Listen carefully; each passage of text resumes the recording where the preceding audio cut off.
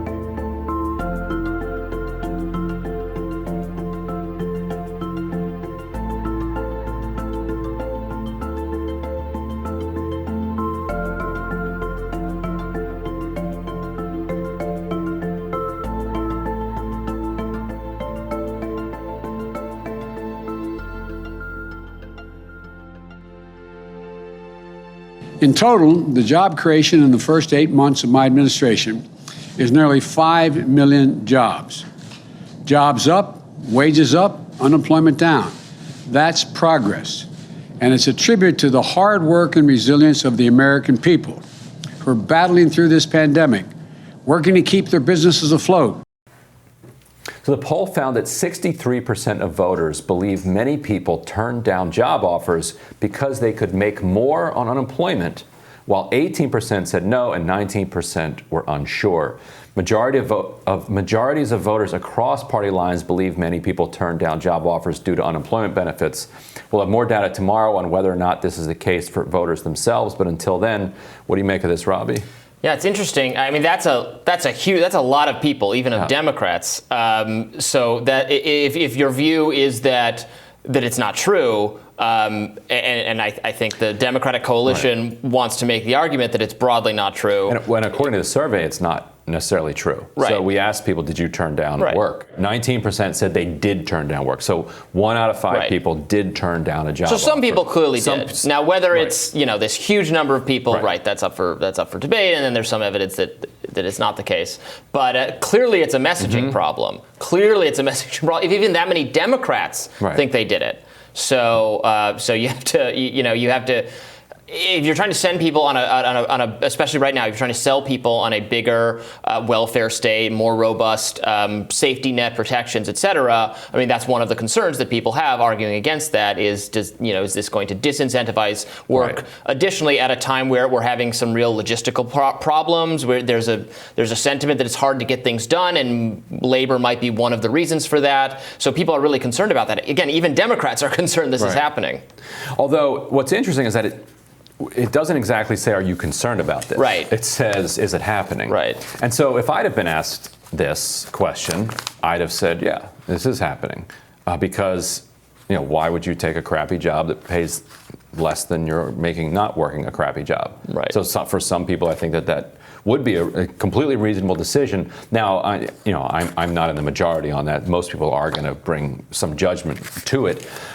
I think these numbers show why politicians are always talking about working families, not just families, because there's so much resentment built up in our society that if anybody feels like somebody is getting something for nothing, it's going to drive them crazy. But the numbers, but everybody wants to get something for nothing. But when everybody else gets something for nothing, it's a problem. Not necessarily. I mean, being unemployed sucks. Yeah. Like it's draining. It's psychically and spiritually just a brutal experience. And most it's demoralizing. Yes, most people would rather not be in that situation.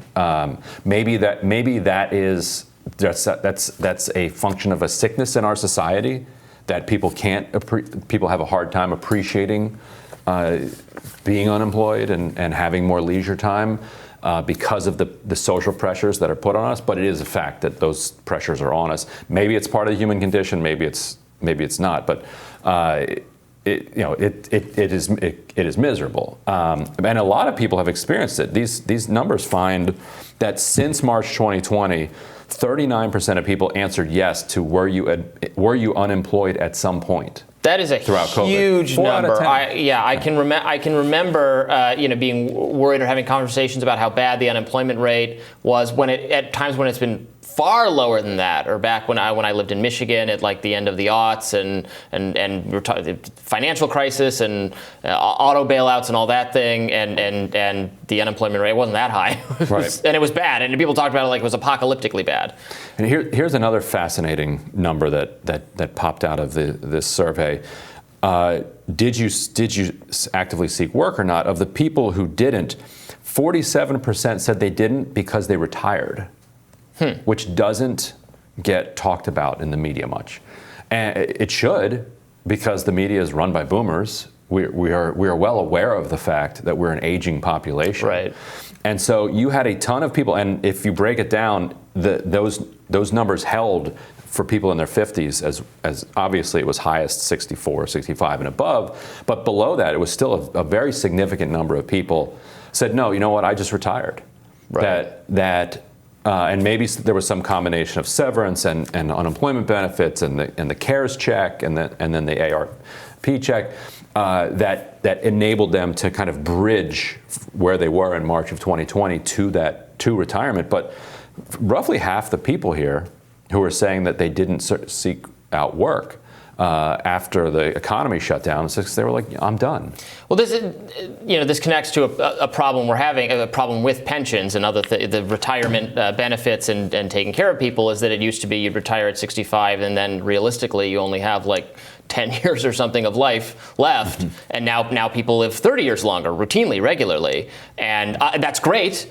And we need to have a new system that actually deals with the fact that people that can pay for and provide for people for a lot longer, and that's a good thing. But the system is not really considering that. Right, and it means we need younger workers to replace the people who are leaving the workforce. But I also don't want to put younger workers on the hook for paying for older. That's what it is, man. Yeah, well. I don't know. There's no other way to do it. Well, that feels like generational wealth theft to me. It's not. It's a community. It's being part of a community. Okay. I mean, who else is going to take care of the elderly, if not the non-elderly? Right. Like there's no other way to do it. I mean, somebody's going to have to do it. The other interesting thing here: why did you decline job offers while you were unemployed? So again, this is only 1 out of 5 people, but of the 1 out of 5, why did you decline job offers? Pay was too low, 43%. Huge chunk there. And then there's also a combination of all of the above, and all of the above are didn't want to risk your health or the health of the household. Pay was too low. Job was not ideal, and I could afford to wait, which is similar to pay was too low. Right. And then combination of all of the above. So if you add job was not ideal and I could afford to wait, plus the combination and plus the pay was too low, you're at 78% of people. So 78% of people felt like there wasn't enough they weren't being paid enough. Like the benefit of going into the workforce compared to the risk of going into the workforce didn't work out in favor of going into the workforce. And then you have 17%, like I said, about 1 out of 5 saying they didn't want to risk their health. And it's important to keep in mind that what is enough pay, what is a high enough wage, is very different, right, depending on where we are in the country, which is one issue I have with kind of sweeping like a federal minimum wage or sweeping company minimum wage. It's really $15 an hour gets you such a vast range of life experience depending on where you are. And in fact, I don't have the precise crosstabs. We could talk about some of those tomorrow. The Gen X, like 40 to 50s, like those were the people who were most likely by an overwhelming number to say that they turned down work because the salary wasn't high enough. The national conversation, the media around this is around the difference between $10 and $15 an hour. That wasn't the case for those people. It turned out to be much more about health and a broad combination of factors. But when it came to purely about salary, it was these 40 to 55 people, and those tend to be the people college educated who were making more when something went wrong. Right, and then you don't want to take less, and they're not, and they don't want to go back in at a lower figure, because then now you're mid 40s. And you're staring down age discrimination in the last 20 to 30 years of your working life. You don't want to go backwards at that point, so you're willing to hold out for a little bit. But that can cut both ways, because the longer you're out, the harder it is to get back in. That can be a self-defeating strategy. Yeah. Well, we'll have more Rising after this.